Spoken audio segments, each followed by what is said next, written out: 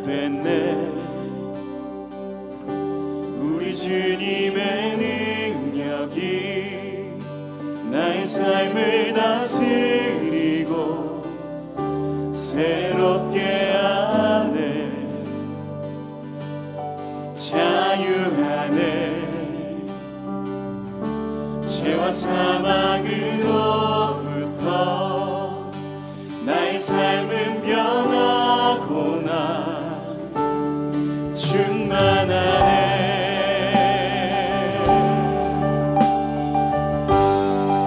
한 번 더 선포합시다. 시작됐네. 우리 주님의 능력이 나의 삶을 다스리고 새롭게 하네. 자유하네. 자유하네. 죄와 사망으로부터 나의 삶은 변하구나. 충만하네. 은혜로다. 주의 은혜 한량없는 주의 은혜. 은혜로다. 주의 은혜 변함없는 신실하신 주의 은혜. 믿음으로 손이 높여 시작됐네. 시작됐네. 우리 주님의 능력이 나의 삶을 다스리고 새롭게 하네. 자유하네. 자유하네. 죄와 사망으로부터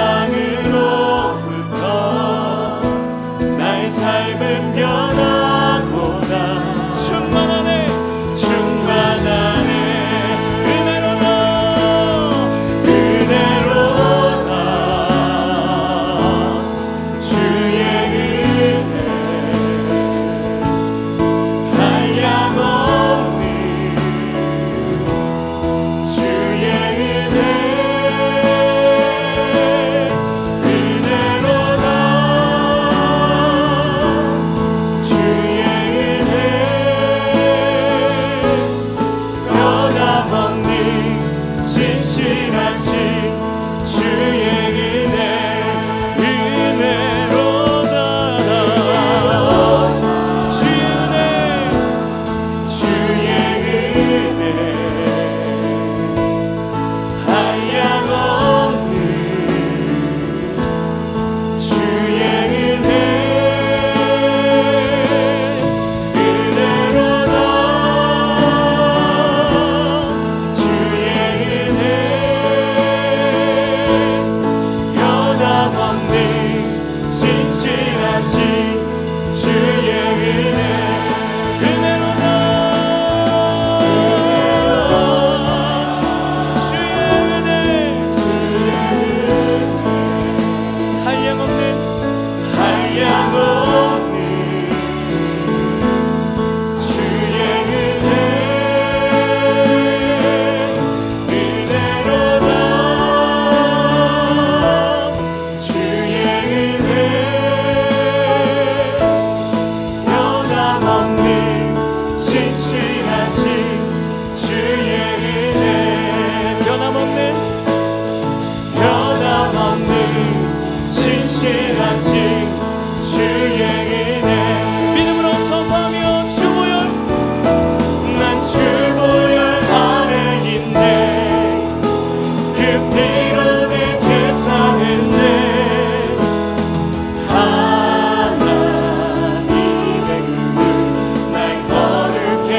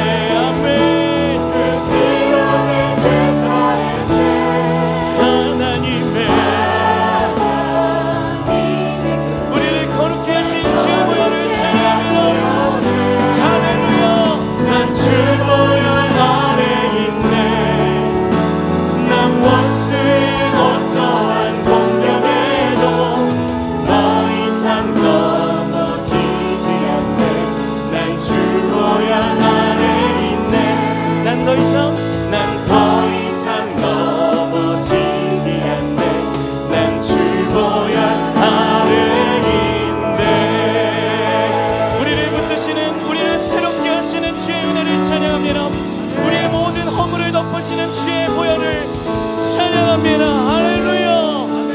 아멘. 우리가 찬양으로 고백했던 것처럼 하나님 아버지께서는 우리의 모든 허물과 연약함을 주의 보혈로 덮어 주셨습니다. 그 하나님께 나아가는 저와 여러분, 하나님의 자녀들에게는 하나님께서 언제나 물마중 나오시고 사랑의 그 두 팔을 크게 벌려서 우리를 맞이해 주시고 안아 주시는 줄 믿습니다. 오늘 그 하나님 아버지께 우리의 마음을 한 번 더 드리며 찬양하겠습니다.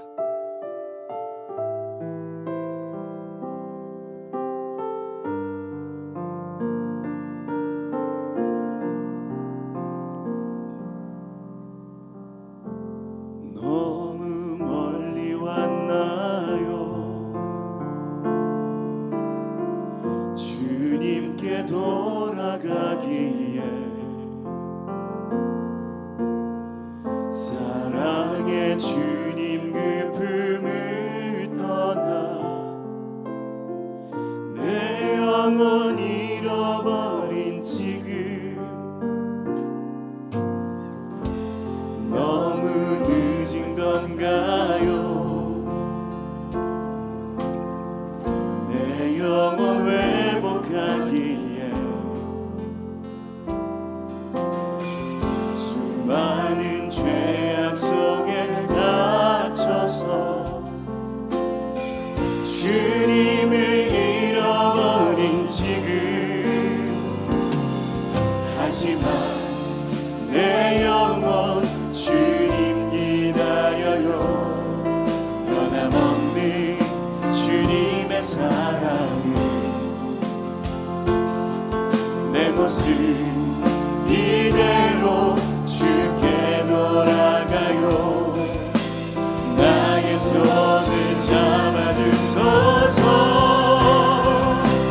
다시 주님의 얼굴 내 영혼 볼 수 있도록 나를 구원하소서.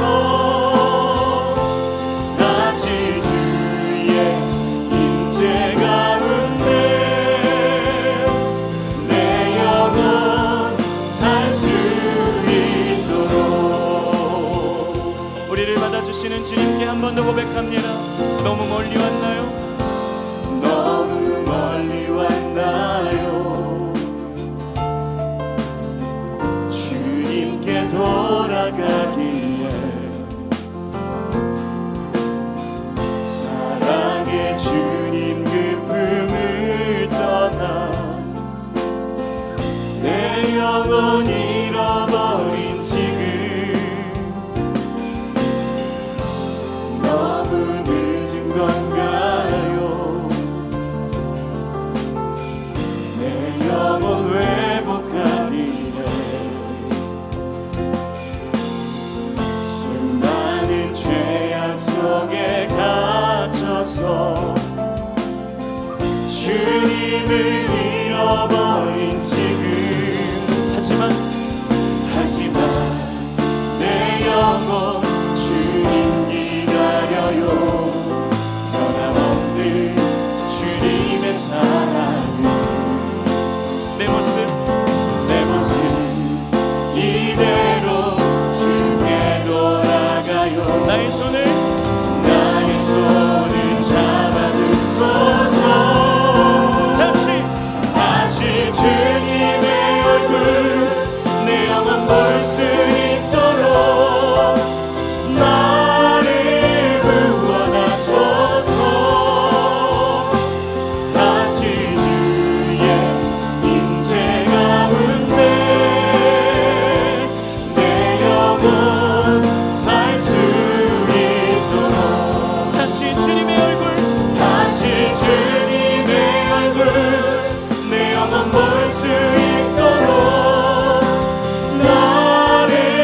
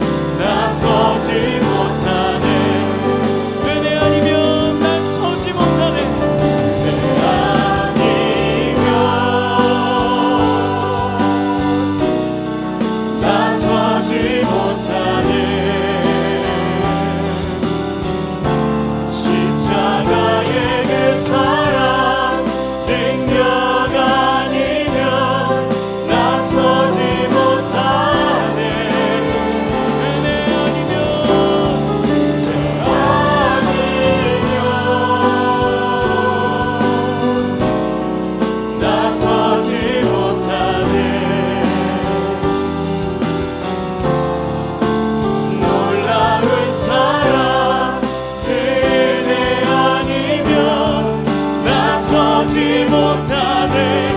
은혜 아니면 우리는 우리 공동체는 나서지 못하네. 십자가 그 사랑 십자가의 그 사랑 능력 아니면 나서지 못하네. 은혜 아니면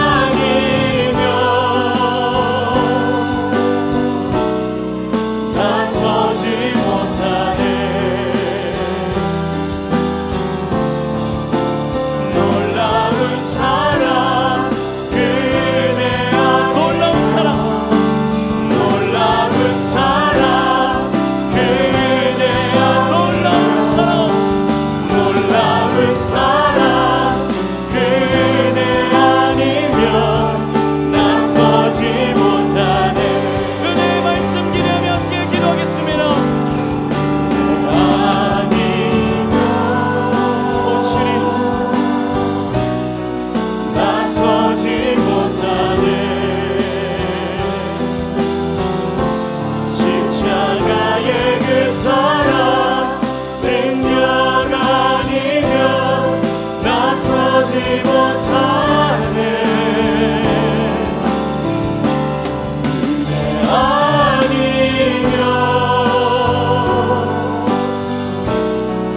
나서지 못하네. 놀라운 사랑 그대 아니면 나서지 못하네.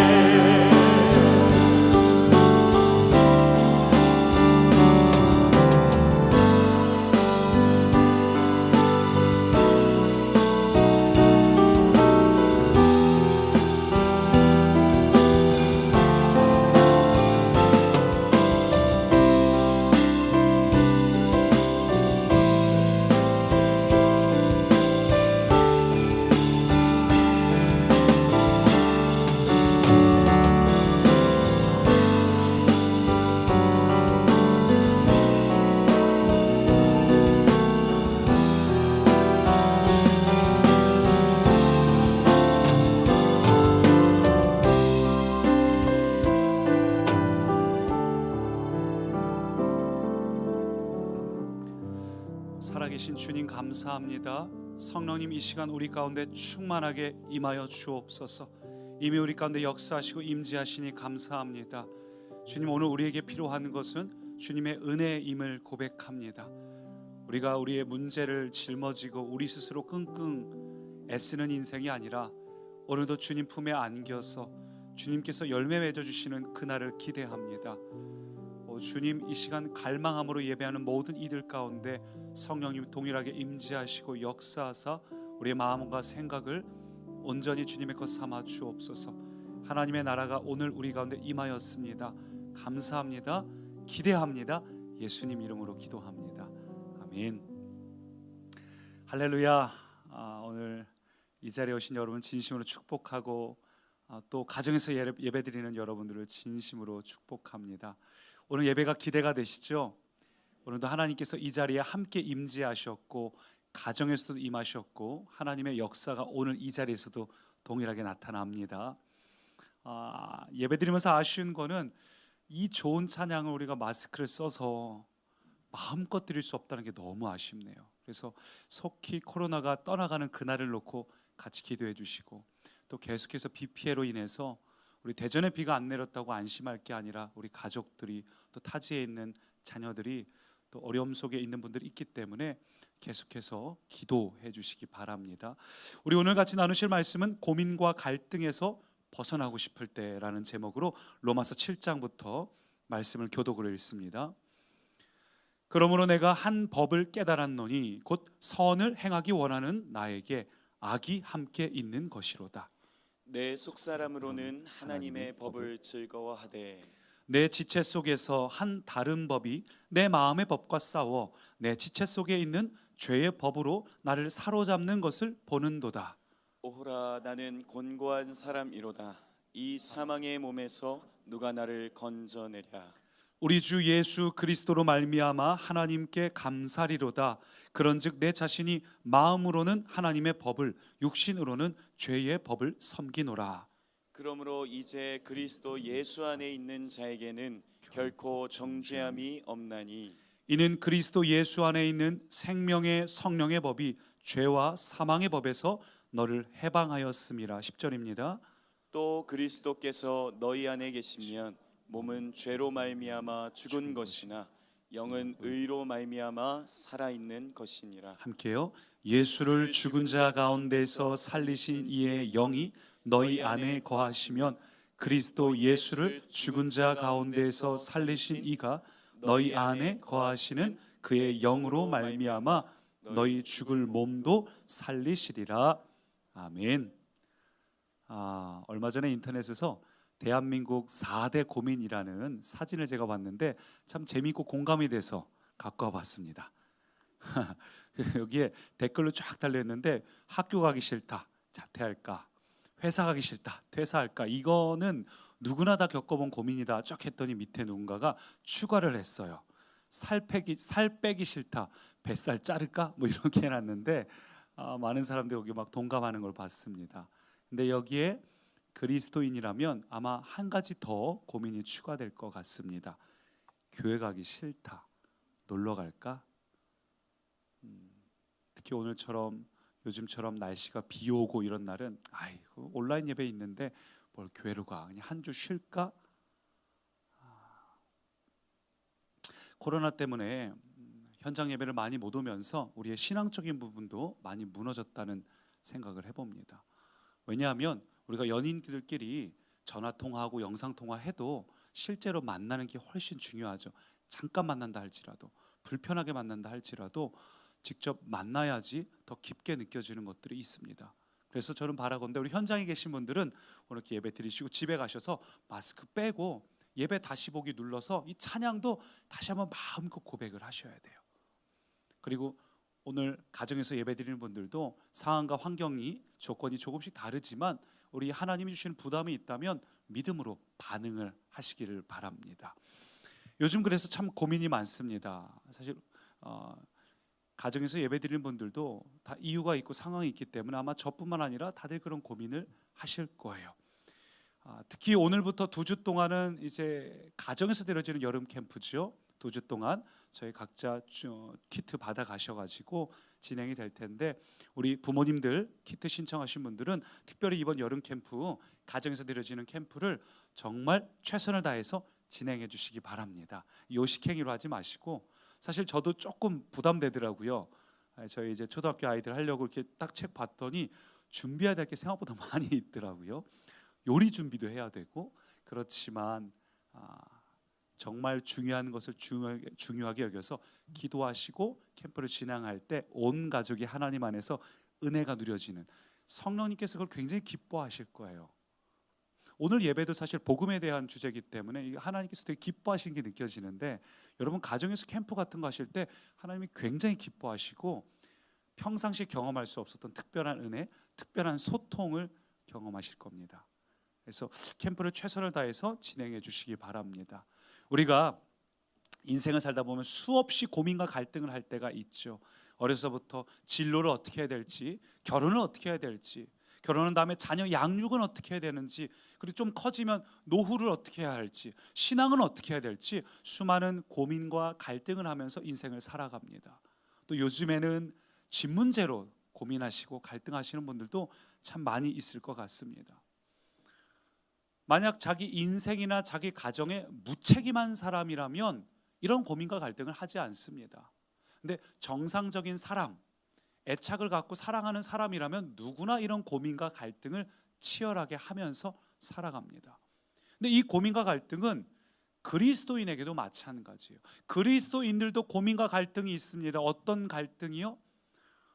내가 예수를 믿으면 행복해질 줄 알았는데, 평안해질 줄 알았는데, 자유해질 줄 알았는데, 진리가 너희를 자유롭게 하리라 이렇게 했는데, 막상 예수님을 믿으니까 예수님을 믿기 때문에 찾아오는 갈등이 굉장히 많은 거예요. 내 안에 두 가지 마음에 이 갈등이 있어서 힘든 분들이 계실 겁니다. 나도 좀 하나님 말씀대로 살고 싶고 이런 막 은혜 받고 예배 시간에 도전 받고 그래 이렇게 살아야지 하는 마음도 있으면서 또 한편으로는 그렇지 못한 마음 때문에 내 마음속에 갈등이 생기고 더한 경우는 죄책감이 생기고 심지어 어떤 분은 구원의 확신을 잃어버리기도 합니다. 반복되는 어떤 나의 연약함, 반복되는 나의 문제 앞에서 구원받은 게 맞을까라고 생각을 하면서 흔들리는 분들도 종종 있습니다. 여러분, 그런데 이 갈등이 우리만 한 게 아니에요. 사도 바울도 뭐라고 갈등했는지 한번 보실까요? 오늘 본문 21절 같이 있습니다. 그러므로 내가 한 법을 깨달았노니 곧 선을 행하기 원하는 나에게 악이 함께 있는 것이로다. 오호라, 나는 곤고한 사람이로다. 이 사망의 몸에서 누가 나를 건져내랴. 사도 바울도 우리처럼 왜 변화되지 않지? 왜 달라지지 않지? 왜 예수 믿는데 자유하지 않지? 이 갈등 때문에 굉장히 괴로워했습니다. 근데 여러분, 혹시 그 괴로움이 커져서 구원의 확신을 잃어버린 분들이 있다면 꼭 말씀드리고 싶은 게 있어요. 그 갈등이 바로 여러분이 예수를 믿었다는 반증입니다. 하나님의 영이 임하셔서 성령의 조명하심, 빛을 비춰주심이 있으니까 우리 안에 더러운 것들이 드러나서 우리가 갈등을 하기 시작하는 거예요. 그게 없다면 우리가 갈등하지 않습니다. 앞서서 인생에 무책임하고 가정에 무책임한 사람은 갈등하지 않아요. 그러나 가정을 사랑하면 고민과 갈등을 할 수밖에 없죠. 마찬가지로 우리가 하나님을 사랑하기 때문에 일어나는 갈등입니다. 그러므로 갈등이 있다고 해서 구원을 잃어버렸다고 착각하지 마세요. 정말 예수님을 영접하신 분들은 각 사람 위에 성령님이 임하셨고 그래서 나타나는 갈등입니다. 그래서 우리가 이걸 이렇게 생각하시면 좋겠어요. 왜 예수 믿고도 여전히 죄를 반복할까? 예수 믿고 죄가 구원받고 해결받았는데 왜 여전히 갈등을 반복할까? 우리가 왜 가스레인지 말고 주방에서 전기로 켜는 걸 뭐라 그러죠? 인덕션이라 하죠. 제가 그걸 처음 봤을 때 그 무슨 콘도 같은 데서 본 걸로 기억하는데 이걸 처음 본 거예요. 유리로 돼가지고 켜는 걸. 이게 인덕션이라는 걸 이렇게 키면 가스레인지처럼 다 끓이고 할 수 있는 거예요. 그래서 오, 신기하네 하면서 손을 댔다가 깜짝 놀랐어요. 제가 만져보기 전에 누군가 다 이미 켜보고 그렇게 해본 거예요. 그래서 제 눈으로 봤을 땐 분명히 꺼져 있었는데 손을 대니까 화상 입는 줄 알았습니다. 마치 우리가 죄의 문제가 해결됐고 모든 죄의 영향력이 차단당했지만 열기가 남아있는 것처럼, 심지어는 그것이 우리에게 큰 상처를 입힐 수도 있습니다. 그래서 이런 갈등이 우리 가운데 나타날 수 있는데, 감사한 것은 예수님 안에서 이 치열한 영적인 전쟁과 싸움을 하는 사람들은 죄의 영향력이 점점점 줄어듭니다. 단번에 사라지지는 않더라고요. 그러나 우리의 상처와 쓴뿌리도 점점점 사라지는 걸 경험해요. 그것은 하나님을 신뢰하고 자신을 내어드리는 자에 한해서 점점 줄어들게 됩니다. 그래서 오늘 본문 22절 23절 보니까 이렇게 말해요. 같이 읽어봅니다. 내 속사람으로는 하나님의 법을 즐거워하되 내 지체 속에서 한 다른 법이 내 마음의 법과 싸워 내 지체 속에 있는 죄의 법으로 나를 사로잡는 것을 보는도다. 죄. 우리 인간에게는 죄가 언제나 큰 문제입니다. 죄는 일종의 불치병이에요. 우리 힘으로 도저히 해결될 수 없는 문제입니다. 불치병, 죄라는 불치병의 유일한 해결책, 유일한 방법, 유일한 백신은 성경을 보니까 다른 이름은 우리에게 주시지 않았고 오직 어떤 이름만 주셨을까요? 예수 그리스도 한 분을 우리에게 주셨습니다. 믿으시죠? 예수님을 우리 가운데 주셨다는 거예요. 다른 방법은 없습니다. 우리가 지금 코로나 상황 속에서 우리가 노력을 합니다. 마스크도 쓰고 거리도 두고 나름의 안전수칙을 지키지만 이것이 해결책은 아닙니다. 마찬가지예요. 우리가 인생 살면서 나름 착하게 살고 성취하려고 애를 쓰고 쾌락을 쫓아 살아가고 하지만 그것은 우리의 근본적인 해결책이 안 돼요. 시간이 가면 갈수록 나이를 먹으면 먹을수록 그것이 해결책인 줄 알았는데, 이것이 내게 영원한 기쁨을 주는 줄 알았는데 시간이 갈수록 얼마나 실망시키고 배신하는 것들이 많습니까?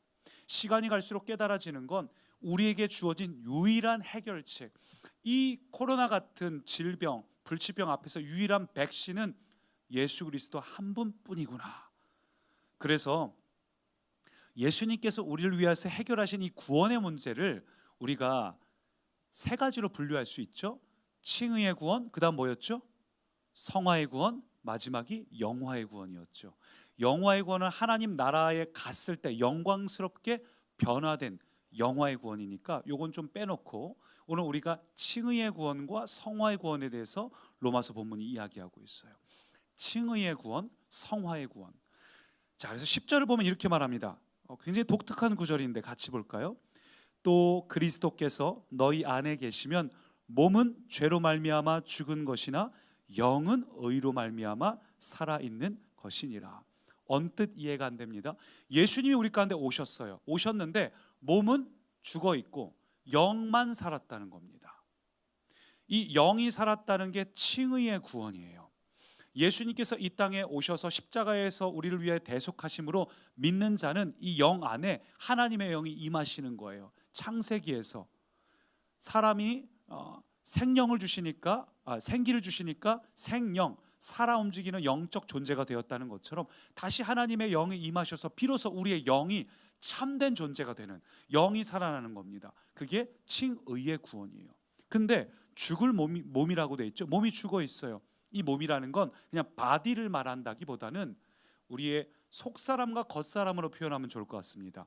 우리의 생각, 가치관, 패러다임, 기준, 이게 아직 안 바뀌었다는 겁니다.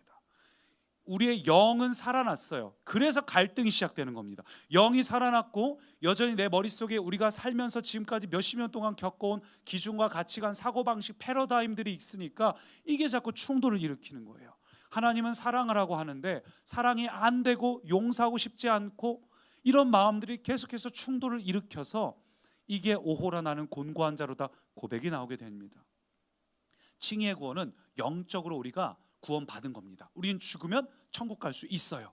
근데 하나님의 구원은 우리가 죽어서 천국 가는 구원이 아니라 이 땅에서부터 하나님의 구원이 나타나기를 원하셔요. 그래서 우리 죽을 몸을 그냥 놔두는 것이 아니라 그 다음 구절인 11절을 읽어보면 이렇게 말합니다. 같이 읽습니다. 예수를 죽은 자 가운데서 살리신 이의 영이 너희 안에 거하시면 그리스도 예수를 죽은 자 가운데서 살리신 이가 너희 안에 거하시는 그의 영으로 말미암아 너희 죽을 몸도 우리의 죽을 몸도 살리시리라. 그러니까 예수님의 구원은 영만 구원하는 게 아니라 우리의 우리 바디뿐만 아니라 생각, 가치관, 마음, 기준 이것까지 전부 변화시켜 주시는 것, 이것을 성화의 구원이라고 합니다. 이것은 동전의 양면과 같아서 우리가 예수님을 영접할 때 둘 다 나타났어요. 칭의의 구원은 단번에 이루어졌습니다. 우리가 로마서 6장 말씀 요즘 생명의 삶 잘 하고 계시죠? RT를 로마서 6장 보면은 예수님께서 죄에 대하여는 단번에 죽고 하나님에 대하여 살았다라고 말하죠. 우리의 이 영적인 문제, 하나님의 자녀됨의 회복, 칭의의 구원은 단번에 해결됐습니다. 근데 그때 또한 뭐가 시작됐느냐? 성화의 구원도 시작되었습니다. 성령님께서 임하심으로 성화의 구원이 시작된 거예요. 칭의의 구원은 단번에 이루어졌지만 성화의 구원은 하나님 앞에 서는 그날까지 매일 우리 삶 가운데 이루어 가야 될 영역입니다. 이 부분을 우리가 핵심으로 다루는 게 예수님짜리 9단원이고 변화의 삶에서 우리 양육할 때 종교관 말고 나머지 모든 인생의 가치관을 다 바꾸는 작업이 필요하다. 그게 성화의 삶인 거죠. 그래서 칭의의 구원은 어떤 면으로 보면 존재의 변화고 성화의 구원은 상태의 변화예요. 존재는 우리가 다 하나님의 자녀가 되었습니다. 근데 하나님의 자녀답게 살고 있는가? 그 상태의 변화를 날마다 이루어가는 것이 성화의 구원입니다. 여러분 이걸 잊지 마세요. 여러분이 상태가 혹 부족하고 갈등하고 내가 이렇게 살아도 괜찮나 싶은 괴로움과 갈등 속에 죄책감이 느껴지더라도 여러분 안에 하나님의 자녀됨의 존재는 절대 버려지지 않습니다. 성령님은 떠나지 않으십니다. 성경은 분명히 약속하셨어요. 그러니까 여러분은 하나님의 자녀입니다. 어떤 순간에도 하나님의 자녀입니다. 이 고민과 갈등을 하고 있다는 건 성령님이 거하시다는 뜻이고 여러분은 하나님의 자녀예요. 거기서 모든 게 출발해야 됩니다. 나는 하나님의 자녀야 라는 확신 속에서 자녀답게 사는데 우리의 관심이 있어야 돼요. 오늘 본문은 그런 배경 속에 시작이 돼요. 당시 로마 교회를 포함해서 초대교회는 어떤 이단들이 있었냐 하면 우리 구원 받았으니까 구원 확실히 받았지? 그럼 이제 좀 마음대로 살아야 돼 하는 약간 구원파스러운 이단들과, 또 한편으로는 이 구원을 이루어가기 위해서는 노력이 필요해, 행함이 필요해. 그래서 할례주의자, 뭐 여러 가지 율법, 오늘로 치면 종교주의자, 그런 것들을 자기 인생의 어떤 막 굉장한 가치로 여기는 그런 사람들도 존재했습니다. 이게 맞을까요? 이게 맞을까요? 성경은 둘 다 틀렸다고 말합니다. 로마서가 이야기하는 것은 성도는 어떤 존재인가? 이미와 아직 사이에 거하는 사람들이에요. 우리는 이미 구원받았습니다. 여러분은 이미 하나님의 자녀가 되었습니다. 근데 하나님 앞에 서는 그날까지 아직 완전히 달라지지 않았어요. 그래서 우리는 날마다 이미 구원받았지만 아직 완성되지 않은 이 중간 사이에서 날마다 구원을 이루어 가야 되는 존재인 겁니다. 그래서 빌립보서 2장 12절 보니까 이렇게 말해요. 같이 읽을까요? 두렵고 떨림으로 너희 구원을 이루라. 구원 받은 자 맞아요. 구원은 받았지만, 칭의의 구원은 받았지만 성화의 구원은 날마다 이루어가는 겁니다. 이건 이미 시작되었고 지금 진행하는 중이라는 거예요. 그래서 우리가 이 성화의 과정 가운데 있기 때문에 고민과 갈등을 자꾸 하게 되는데, 그럼 어떻게 하면 더 이상 고민하고 갈등하지 않고 어떻게 하면 하나님의 뜻을 이루는 삶을 살 수 있는가? 우리가 이것을 기억해야 됩니다. 첫 번째 한번 따라 하시죠. 인생의 출발선이 다르다. 인생의 출발선이 다르다. 우리가 기억해야 될 첫 번째는 인생의 출발선이 다르다는 겁니다. 모든 사람은 태어나면서부터 죄인입니다. 옛날 초등학교 시절 표현대로 하자면 성악설인 거죠. 모든 인류는 태어나면서부터 죄인입니다. 본인 안에 본성이 죄가 있고 그들이 살아가는 이 세상이 죄악 가운데 있어요. 근데 세상 사람들의 출발점은 죄지만 우리 믿는 그리스도는 어떨까요? 믿는 그리스도인은 출발선이 달라진 거예요. 우리도 똑같이 죄악에서 태어났지만 그러나 우리는 거듭났습니다. 다시 태어났어요.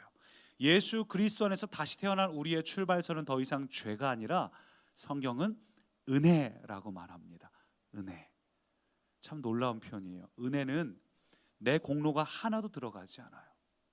은혜라는 표현은 내가 앞으로도 여전히 구원받았지만 조금 못나고 부족한 모습이 있어도 관계없어요. 은혜는 받을 자격이 없는 자에게 주어진 게 은혜이기 때문에 내 노력이나 상태랑 관계없이 언제나 나의 출발점은 하나님의 자녀됨. 그래서 우리는 은혜에서 출발한 세상 사람들하고 출발이 다른 사람들이에요. 뭐가 다르다고요? 출발이 다른 사람들.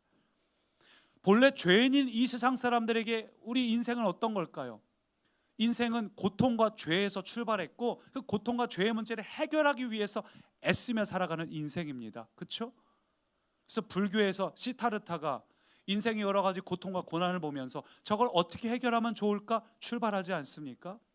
인간의 모든 출발점은 이 땅의 고통과 고생을 어떻게 해결하면 좋을까 깨달음을 얻기도 하고 행동하기도 하고 잊어버리기 위해서 그걸 벗어나려고 하기도 하고 다른 즐거움 쾌락을 쫓아가기도 하고, 근데 그렇게 해서 절대 이루어질 수가 없어요. 가끔씩 인터넷 기사 보면 이런 댓글이 달릴 때가 있습니다. 굉장히 비극적인 사건 앞에서 기사가 달리기를 이거 봐라, 이게 바로 신이 없다는 증거다. 또 뭐 신이 있다면 어떻게 이런 일이 우리 가운데 일어날 수 있냐? 신이 없다고 이야기하는데 저는 오히려 그러한 기사가 하나님이 계시다는 증거요. 우리 인간이 죄 중에 태어났고 이 세상이 죄악 가운데 있다는 증거입니다. 우리가 죄를 지었고 죄의 삭신 사망이 이 세상 가운데 존재하고 그래서 우리가 이 땅을 살아가면 당연히 힘들고 어려울 수밖에 없어요. 당연히 고통이 찾아올 수밖에 없어요. 그게 이상한 게 아니라 그게 정상인 겁니다. 근데 그것을 모르고 죄인인 걸 모르고 이 세상에 죄악 가운데 있다는 걸 모르고 어떻게든 내가 해결하면 되겠지, 많은 이들이 최선을 다하지만 결국 그래서 나이 들어서 교회 오신 분들이 더 많아요. 교회 학교 아이들은 별로 없죠. 왜 그럴까요? 걔네들은 별로 인생에 고통이 없죠. 걔는 뭐 끽해야 뭐 빨간 펜 5장 밀렸다 뭐 이런 고민하고 살아가는 아이들이고, 그러다가 인생에 정말 어려움을 겪고 나서야 시타르타처럼 석가모니처럼 부처님처럼 내 노력으로 뭔가 하려고 하면 해결될 줄 알았는데, 성취하면 될 줄 알았는데 인생은 그게 아니네. 인생은 그게 아니에요. 로마서 3장 23절은 이렇게 말합니다. 모든 사람이 죄를 범하였음에 하나님의 영광에 이르지 못하더니. 우리 인류의 노력으로는 절대 하나님 앞에서 이 죄의 문제를 해결할 수 없습니다. 세상 모든 종교는 자력 구원입니다.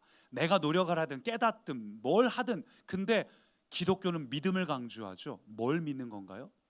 하나님께서 인류는 할 수 없음을 아시고 하나님의 편에서 구원의 길을 열어주신 것, 그 예수님을 믿는 것, 받아들이는 것, 그게 복음이에요.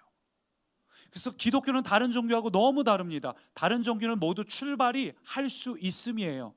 노력하면 돼, 착한 일 하면 돼, 깨달으면 돼, 상강오륜 지키면 돼. 근데 기독교는 출발이 할 수 없음입니다. 할 수 없어서 우리를 위해 오신 예수님을 믿으면 우리가 할 수 있음의 존재가 되고, 세상의 다른 종교는 할 수 있다고 출발하지만 끝에 가면 할 수 없다는 결론을 맺죠. 이게 기독교와 다른 종교의 차이예요. 그래서 우리는 예수님을 우리 땅에 보내주셔서 우리에게 구원의 길을 열어주셨고, 그 길은 로마서 3장 24절 같이 읽습니다. 그리스도 예수 안에 있는 속량으로 말미암아 하나님의 은혜로 값없이 의롭다 하심을 얻은 자 되었느니라. 아멘. 우리는 은혜로 구원받았다는 거예요. 우리가 자격이 있어서가 아니라 누구도 자격이 없다는 걸 하나님은 아시기 때문에 하나님의 편에서 길을 열어주신 이 복음의 소식입니다. 그래서 세상과 우리는 출발선이 달라요.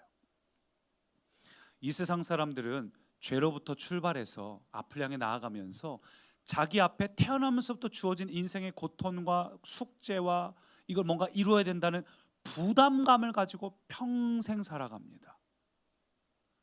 어쩌면 기독교 믿는 사람들 중에도 종교주의에 빠진 분들은 여전히 이렇게 살아갈 수 있어요. 근데 우리는 은혜에서 출발했음을 기억하시기 바랍니다. 은혜에서 출발했어요. 은혜는 사랑받을 만한 자격이 없는 자, 자격과 조건이 없는 자에게 그냥 값없이 주어진 게 은혜예요. 그래서 우리는, 우리의 인생은 출발선에서 또 뭔가를 애쓰고 노력하는 게 아니라, 뭔가 부담을 가지고 뭘 해야 되나 이게 아니라, 공로는 없이 전적으로 하나님이 베푸셨다는 걸, 이걸 이해를 한다면 내 노력이 아니라 우리는 여기에 신경 써야 됩니다. 내가 하나님 은혜 안에 거하고 있는가? 내가 오늘 하나님의 사랑 안에 거하고 있는가? 그게 우리의 관심이 되어야 해요. 우리의 관심이 세상 사람들처럼 다른 출발선처럼 똑같이 무언가 이루려고, 이 세상에서 무언가 이루려고 애쓰는 것이 아니라 하나님의 은혜 가운데 거하고 있는가? 그러면 하나님께서 우리의 삶을 어떻게 이끄시고 인도하시고 해결하시고 길을 열어주시는지를 경험해요. 수고하고 무거운 짐진 자들아 다 내게로 오라, 내가 너희를 쉬게 하리라. 여러분, 수고해도 무거운 짐이에요. 인생은 죄의 삭신 사망을 살아가고 있기 때문에 인생은 수고를 해도 무거운 짐이에요. 이 무거운 짐은 우리가 벗을 수 없습니다. 수고하고 무거운 짐진 자들아 다 내게로 오라, 내가 너희를 쉬게 하리라. 오늘 여러분 그 은혜를 기억하시기 바랍니다. 우리의 출발선은 이 수고한 거 내 힘으로 해결하려고 하지 마세요.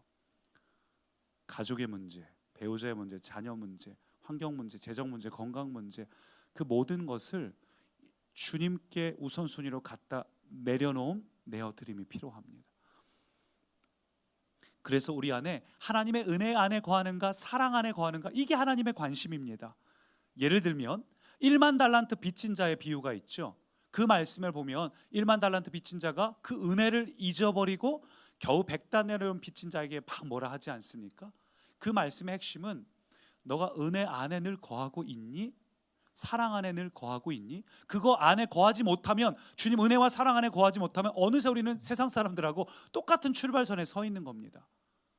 무언가 부단히 노력하고 부단히 노력하지 못하는 자들을 비난할 수도 있고, 그래서 우리는 은혜 안에 출발선이 어딘지를 기억해야 합니다. 그래서 1만 달란트 비유의 핵심은 죄의 크기가 아니에요. 어떤 분들이 야 그럼 사람 죽여도 뭐 예수 믿으면 다 천국 가냐? 이렇게 얘기하는데 그 성경의 핵심은 죄의 크기가 아닙니다. 하나님 보시기에는 크기가 크든 작든, 바퀴벌레가 요만하든 크든 다 징그러운 거 아닙니까?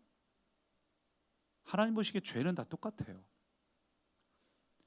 성경이 말하는 핵심은 죄의 크기가 아니에요. 성경이 우리에게 말하고자 하는 이 복음의 핵심은 죄의 크기가 아니라 존재에 대한 겁니다. 우리가 하나님의 자녀가 되었다는 거예요. 말씀 같이 읽을까요? 로마서 8장 15절 같이 읽습니다. 너희는 다시 무서워하는 종의 영을 받지 아니하고 양자의 영을 받았으므로 우리가 아빠 아버지라고 부르짖느니라. 성령이 친히 우리의 영과 더불어 우리가 하나님의 자녀인 것을 증언하시나니. 우리가 하나님의 자녀가 되었다는 겁니다. 우리가 내게 자녀가 있을 때 자녀들이 다른 집 아이들처럼 막 잘못을 하고 할 때 내 자녀니까 우리가 그걸 품어주고 받아주고 사랑해주는 거잖아요. 정상적인 부모라면 아이가 잘못했다고 해서 아우 저 인간은 호적에서 확, 말로는 혹시 할지 몰라도 실제로 호적에서 파버린 사람은 적어도 저는 보지 못했습니다. 내 자녀니까요. 그러니까 하나님은 우리가 잘못을 할 때 월요일날 아마 생명의 삶 본문으로 아는데 성령님께서 말할 수 없는 탄식으로 애통해 하시는 마음으로 그 마음을 공유하는 사람은 한나처럼 사무엘을 하나님께 바치는 정말 하나님 마음을 아는 사람이 돼요. 그 내용이 궁금하신 분은 월요일날 생명의 삶 저기 아침 굿모닝 RT 꼭 보시고요. 그래서 우리 안에 이 성령님께서 애통해 하시고 탄식하시면서 우리를 계속 변화시켜 가십니다. 그래서 결론적으로 우리는 하나님의 자녀가 되었기 때문에 절대로 우리는 하나님의 사랑에서 끊을 자가 없습니다. 참 놀라운 거예요. 사랑하는 꿈의 가족 여러분, 우리의 출발선은 하나님 은혜 안에 있는 하나님의 자녀입니다. 절대로 벗어날 수 없고 하나님의 자녀이기 때문에 하나님은 언제나 우리를 사랑하시고 애통해 하실지언정 우리를 버리지 않으세요. 그렇기 때문에 이런 결론을 낼 수 있어요. 로마서 8장 같이 읽습니다. 그러므로 이제 그리스도 예수 안에 있는 자에게는 결코 정죄함이 없나니 이는 그리스도 예수 안에 있는 생명의 성령의 법이 죄와 사망의 법에서 너를 해방하였습니다. 할렐루야. 예수 그리스도 안에 있는 자에게는 결코 정죄함이 없습니다. 여러분 사단이 이번 주간에도 여러분 정죄할 수 있어요. 너 그렇게 하고도 구원받은 자야? 너 그렇게 하고도 하나님의 자녀야? 걱정하지 마세요. 여러분의 존재는 이미 변화됐습니다. 상태의 변화는 날마다 이루어가는 것이고 여러분의 이 존재, 자녀됨은 떠나지 않습니다. 구약은 성령님이 떠나실 수 있어도 신약 시대의 성령님은 떠나지 않으셔요. 그러므로 여러분 잊지 마시고 사단이 여러분을 정죄할 때 그래도 난 하나님의 자녀야 외치세요. 당당하게. 어떤 순간에도 하나님은 애통하고 고통스러워 하시면서 끌어안으시는 분이지 버리는 분이 아니세요. 하나님의 의심될 때에도 하나님이 멀리 있는 것처럼 느껴질 때에도 여러분이 선포하세요. 감정에 속지 말고 나는 어떤 순간에도 하나님의 자녀야. 만약에 여러분이 이 죄의식이 딱 생기는 순간 하나님이 날 미워하시면 어떡하지? 죄의식이 생기는 순간 여러분이 원치 않아도 하나님부터 떨어지는 거예요. 왜냐하면 아담과 하와가 죄를 짓고 나서 하나님의 낯을 피했죠. 숨었습니다. 그게 죄의식의 문제예요. 그러니까 우리가 죄를 지어도 지나치게 죄의식 속에 사로잡혀 있지 마시고 그럼에도 불구하고 하나님 앞으로 나오시길 바랍니다. 내가 누구인지를 잊지 마세요. 사단이 뭐라고 정죄하든 여러분 하나님께 여전히 사랑받고 있습니다. 그게 우리의 출발선이에요. 우리는 세상 사람들하고 출발선이 다른 존재로 거듭났습니다. 은혜 안에 살아갑니다. 그리고 그 다음 우리가 기억해야 될 두 번째, 한번 따라 하시죠. 인생의 목적지가 다르다. 인생의 목적지가 다르다. 출발선만 다를 뿐만 아니라 목적지도 달라졌습니다. 우리가 이런 고민을 하게 되죠. 이렇게 출발선이 달라진 나인데 다 좋은데 왜 여전히 그럼에도 불구하고 갈등하고 고민하는가? 어떻게 하면 내가 더 이상 고민하고 갈등하지 않고 내가 달라진 삶을 살 수 있을까? 오늘 본문 보니까 아주 중요한 키워드를 이야기를 해요. 로마서 8장 6절 같이 읽어볼까요? 육신의 생각은 사망이요 영의 생각은 생명과 평안이니라.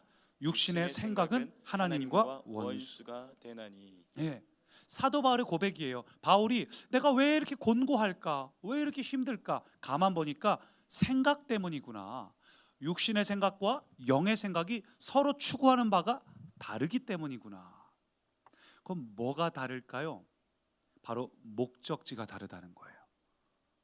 육신의 생각은 일생을 추구하고 영의 생각은, 성령의 생각은 영생을 추구하죠.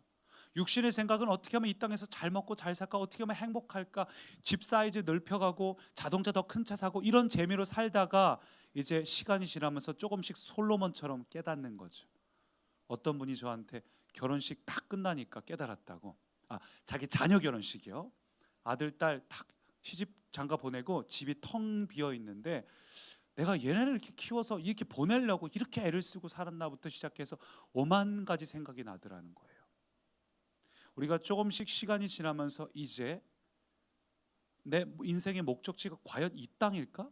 내가 뭘 위해서 이렇게 살아가는 걸까? 그래서 많은 사람들이 돈을 많이 번 다음에 그렇게 기부를 하는 것일 수도 있죠.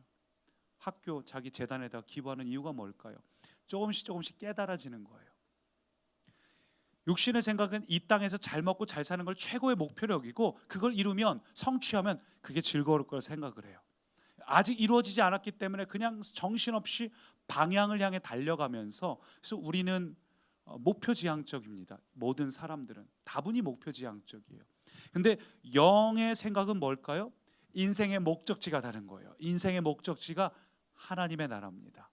근데 그 하나님의 나라가 죽어서 가는 하나님의 나라는 당연한 거고, 이미 이 땅에서부터 그 하나님의 나라를 누리고 만들어가고 경험하고, 내가 누리고 내 삶 속에 하나님의 나라를 누리고 경험하고, 나 때문에 우리 주변에 있는 사람들이 하나님의 나라를 경험할 수 있는 삶을 사는 것, 그게 우리 인생의 목적지가 되어야 합니다.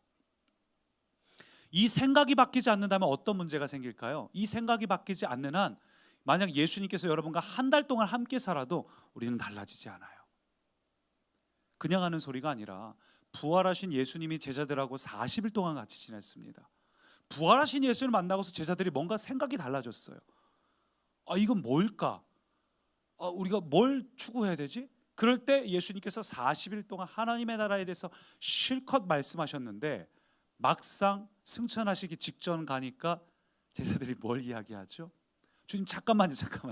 가시기 전에 하나 알려주셔야죠. 이스라엘 나라의 회복이 언제입니까? 결국 생각이 바뀌지 않으면, 내 인생의 목적지가 하나님의 나라고 내 인생의 방향이 하나님의 나라라는 사실을, 이 생각을 바꾸지 않으면 우리는 예수님을 믿어도 예수님을 이용해 먹을 생각을 하지, 그리고 하나님의 나라에 대한 놀라움을 경험하지 못하고 그렇게 안타깝게 살아가는 게 우리 안타까운 현실입니다. 그래서 성경을 보면, 사복음서 보면 복음을 이야기할 때 반드시 나온 게 뭐죠? 천국 복음에 대해 증언하시더라. 하나님 나라 복음에 대해 증언하시더라. 회개하라, 하나님의 나라, 천국이 가까이 왔다. 왜 나라를 계속 얘기할까요? 예수님의 복음의 핵심은 그냥 굿뉴스가 아니에요. 야, 너 예수 믿으면 이제 너 위로받을 수 있어, 기도할 때마다 내가 널 도와줄 거야 하는 정도가 아니에요. 하나님 나라의 복음이죠. 나의 죄의 문제가 해결되고 내 안에 하나님의 나라가 임했다는 겁니다. 그래서 우리가 이 인생의 목적지가 어딘지 명확하고 확실하지 않으면 어떤 문제가 생기는가? 예수를 믿는데도 세상 사람들하고 똑같이 살아요.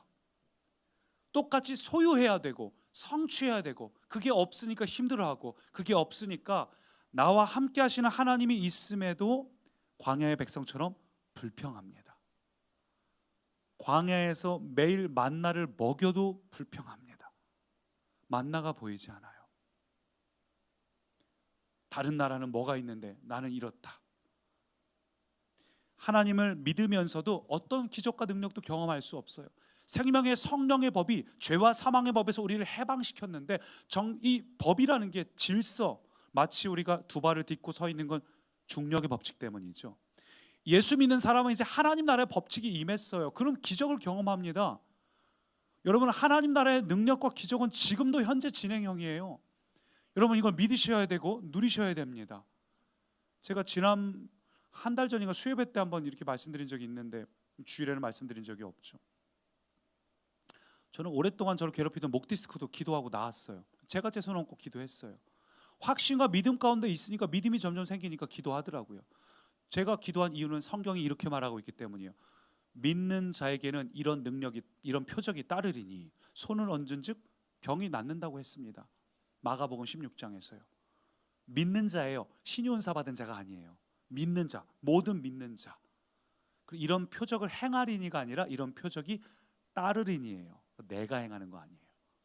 그래서 확신을 갖고 기도했어요. 목 디스크 이거 고생하고 있는데 하나님, 목 디스크 나아야 될 이유도 명확해요. 나는 하나님 나라 복음을 전하고 싶은데 이 목이 아파서 책을 못 읽으니 어떻게 하면 좋습니까? 그래서 손을 얹고 기도를 했더니 정말로 나았어요. 수요일인가 간증에 쓴 걸로 기억하는데 도수치료 계속 받으러 다니다 비싸서 못 다니다가 이거 손 얹고 기도해서 한 방에 나았어요. 물론 기도하고 나아도 우리가 육체를 소홀히 대하면 또 아파질 수는 있습니다만 하나님의 나라의 능력과 새로운 법과 질서가 우리 가운데 임했다는 겁니다. 여러분, 하나님을 믿는 사람은 인생이 전혀 방식이 달라져요. 소유와 성취를 하지 않아도 하나님께서 길을 열어주시는 걸 경험합니다. 홍해의 기적을 경험하고 남들이 여러 가지로 했던 것이 아닌 놀라운 은혜를 경험할 수 있어요. 근데 그 하나님 나라의 질서와 법을 경험하려면 우리의 목적지가 어딘지를 분명히 알아야 된다는 거죠. 우리의 생각이 바뀌어야 됩니다. 나는 하나님의 나라를 위해서 살아가는 존재구나. 이게 명확하지 않고 여전히 이 땅을 목적지로 이 땅의 만족을 위해 살아가면서 예수님을 이용하려고 하면 떼쓰면 예수님이 간혹 들어주실진 모르겠지만 초보 신앙이어서 주님의 마음을 애통하게 하고 탄식하게 하는 거죠. 그래서 어쩌면 예수를 믿으면서도 생각이 바뀌지 않으면 더 비참할 수 있습니다. 왜냐하면 본인이 이렇게 살면 안 되는데 하는 성령의 조명과 자기가 이 땅에서 하고 싶은 욕심이 충돌해서 끊임없이 갈등해요. 그래서 교회를 떠나는 사람도 있고, 심지어는 종교주의에 빠져가지고 내 삶은 변화되지 않았는데 내가 직분이 어떻고 내가 뭐 옛날에 며칠 금식도 해봤고 성경을 몇 독 읽었고, 성경 읽어야죠, 기도해야죠. 근데 그게 나의 성품이 변화되지 않아도 그게 전부처럼 여기는 분들이 있어요. 그거면 내가 잘하고 있다고 착각하는 분들이 있습니다. 근데 그렇지 않아요. 생각이 바뀌고 하나님의 나라가 우리 가운데 임해야 합니다. 그래서 왜 이게 중요하냐면 로마서 8장 17절 같이 있습니다. 자녀이면 또한 상속자 곧 하나님의 상속자요 그리스도와 함께한 상속자니 우리가 그와 함께 영광을 받기 위하여 고난도 함께 받아야 할 것이니라. 자녀이면 또한 상속자입니다. 자녀가 칭의의 구원이라면 상속자는 성화의 구원을 이루어가는 거예요. 상속자가 뭡니까? 상속자는 단순히 능력, 권세, 하늘의 복을 상속받았다 이런 의미보다는 그것도 포함을 해서 정확하게 말하면 회사의 창립 이념을 그 다음 총수가 이어가는 거예요. 제 기억으로 파스테르를 아는데 파스테르는 민족사관학교를 세웠죠. 재정의 상당수가 글로 흘러갑니다. 근데 다음 총수가 와서 나는 민족사관학교 관심 없어 딱 끊으면 안 되는 거예요. 에베소서 우리 예수님 자리 할 때 보면 하나님께서 우리를 구원하시면서 하나님의 경륜, 경영 계획을 말씀하시잖아요. 우리를 통해서 상속자로서 하나님이 우리에게 이 세상을 향한 하나님의 통치 계획, 비전을 주신 우리는 다 비저너리예요. 근데 이 비저너리가 되었고 상속자가 되었는데 이걸 관심 없이 살아가면 누릴 수가 없는 겁니다. 그래서 성경은 왜 우리에게 자꾸 목적지가 하나님의 나라인 걸 강조하냐면 자녀이면 또한 상속자이기 때문이죠. 그래서 상속자이기 때문에 그와 함께 영광을 받기 위하여 고난도 함께 받아야 할 것이니라. 상속자는 영광뿐만 아니라 고난도 받아요. 이 고난은 뭐냐? 트레이닝입니다. 훈련이요. 훈련. 하나님 나라를 꿈꾸고 하나님 나라의 법과 질서를 아는 훈련. 그래서 지난주 말씀처럼 홍해 앞으로 데리고 올 때 이미 홍해를 가를 계획을 하고 데려오셨지만 딱 도착하는 순간 처음부터 짠 하고 바다가 갈라져 있던 게 아니라 와서 바다를 보고 막막하고 절망하고 좌절하고 그래도 살 수 있으면 그 방법밖에 없으니까 하나님 앞에 절박하게 기도하고 부르짖으니까 그때서야 갈라지게 하신 이유는 상속자의 훈련인 거죠. 하나님께서 늘 우리 앞에 길을 뻥뻥 뚫어 놓으면 우리는 훈련이 안 될 겁니다. 근데 기도함으로 길이 열려지는 훈련을 하니까 하나님의 나라, 하나님의 방식, 하나님의 능력을 소망하고 기도하고 그렇게 하나님 나라의 상속자가 되는 거예요. 오늘 우리가 이렇게 중요한 이야기를 쭉 나눴는데 이 모든 것이 머리로는 알고 있어도 결과적으로 어떻게 하면 삶에 이루어질 수 있을까? 바울이 곤고하다고 했으면 우리는 가능할까요? 네, 가능해요. 왜냐하면 바울도 자기 힘으로 한 게 아닙니다. 바울도 다른 방법이 있었어요. 바울의 방법이 뭐였는가? 본문 11절 같이 있습니다. 너희 안에 거하시는 그의 영으로 말미암아 너희 죽을 몸도 살리시리라. 영으로 말미암아, 성령으로 말미암아 너희 죽을 몸을 살리시리라. 바울도 스스로의 힘으로 한 게 아니었고요. 성령님을 의지하고 성령님께 주도권을 내어드리니까 성령님께서 그의 삶을 바꾸셨습니다. 그래서 오늘 말씀의 결론은 성령 충만입니다. 매일 RT 영상을 보내드리는 이유도 여러분의 하루가 성령 충만하길 원하기 때문이에요. 아침 하루 시작할 때 뉴스 기사로 머리가 가득 찬 하루가 아니라 말씀으로 가득 찬 하루가 되기를 원하기 때문입니다. 내가 누구인지 알고 내 목적지가 어딘지 알아서 하루를 살게 해드리고 싶어서 온라인으로 언제나 24시간 하나님과 접속해 있으시라고, 온택트 하시라고 RT 영상을 보내드리는 거예요. 사랑하는 꿈의 가족 여러분, 성령 충만해야 됩니다. 우리의 영혼은 진공 상태가 불가능해요. 이거 우리 안에 있는 죄성을 불교처럼 끄집어낸다고 끄집어내지지가 않습니다. 유일한 방법은 하나님께서 충만하게 오셔서 이걸 밀어내는 겁니다. 깊은 곳에서 생수의 강이 솟아나서 흙탕물을 샘물처럼 흙탕물을 다 바깥으로 밀어내고 우리 안에 생수가 가득 차는 겁니다. 그래서 오늘 우리에게 성령 충만이 필요해요. 그리스도인의 인생은 내가 뭔가 노력하는 인생이 아니라 내가 뭔가 해야지, 기도의 자리 와서도 내가 기도해야지 막 하면서 주님 한다고 해서 될 것이 아니라 성령님 안에서 구하는 기도를 하시면 진짜 기도가 나와요. 회개는 회개 기도요. 아 주님 나 이렇게 살아가는데 어떻게 하면 좋아요? 이거는 후회의 기도가 되는 거고, 성령 안에 기도해야 회개 기도가 되는 겁니다. 성령님 내가 내 힘으로 할 수 없으니 성령님이 인정합니다, 의지합니다. 이 내 문제 어찌하면 좋습니까? 라고 기도하면 내 속에서 통곡하시는 그 주님의 영으로 기도하기 시작하면서 방언을 할 줄 알든 할 줄 모르든 관계없이 진짜 회개의 기도가 나오는 거예요. 그래서 오늘 이 성령님이 나를 통치하시고 다스리시도록 자꾸 고백하십시오. 나는 주님의 것입니다. 고백을 해야 주님은 일하셔요. 볼지어다 내가 문 밖에 서서 두드리노니. 라오디게아 교회를 향한 말씀이었죠. 믿는 자라도 문을 열어주지 않으면 성령님은 인격적인 분이라 강제로 일하지 않으세요. 오늘 성령님 내 안에 임하시고 은혜와 사랑으로 채워주십시오. 구하실 때 우리 가운데 성령님이 본격적으로 일을 시작하십니다. 우리 그 마음으로 함께 이 찬양 고백합시다. 은혜 아니면 나 서지 못하네. 오늘 우리 인생의 출발선이 은혜고 우리의 인생의 목적지가 하나님의 나라인데, 이것을 이루는 방법은 주의 은혜와 주의 사랑 안에 더 풍성하게 깊게 거하는 것입니다. 그 소망함으로 같이 이 찬양 고백합니다. 주님, 주님의 은혜가 아니면 안 됩니다. 성령님이 아니면 난 설 수 없습니다. 은혜 아니면 주님 나는 서 있을 수 없습니다. 나서지 못하네. 십자가의 그 사랑 능력 아니면 나서지 못하네. 은혜 아니면 성령님이 날 붙잡아 주시지 않으면 나서지 못하네. 오늘도 그 놀라운 사랑으로 채워주십시오. 놀라운 사랑 그대 아니면 나서지 못하네. 우리 찬양 들으면서 함께 합심으로 그 은혜와 사랑 안에 충만한 임재로 거하겠노라고 함께 기도합시다. 오 주님, 이 시간 우리가 주님 앞으로 나아갑니다. 나서지 못하네. 주님, 우리에게는 그 은혜가 필요합니다. 주님의 그 사랑이 필요합니다. 주님, 오늘 내가 누구인지 기억합니다. 나의 출발은 오직 은혜입니다. 주님, 은혜로부터 출발합니다. 이 시간 우리가 다시 한번 걸음할 수 있도록 주의 은혜로 충만한 자, 주의 사랑으로 충만한 자, 내가 누구인지 알고 하나님의 사랑 안에 있어서 기쁨과 감사함으로 출발하게 하여 주옵소서. 성령님 나를 붙잡아 주옵소서. 하나님의 나라를 꿈꾸는 자, 하나님의 뜻을 이루는 자, 하나님을 기뻐하는 자가 바로 우리가 되게 하옵소서. 성령님 이 시간 우리를 붙잡아 주옵소서. 주님 감사합니다. 우리의 출발이 하나님의 사랑과 은혜임을 고백합니다. 그 은혜와 사랑이 아니면 내가 설 수 없습니다.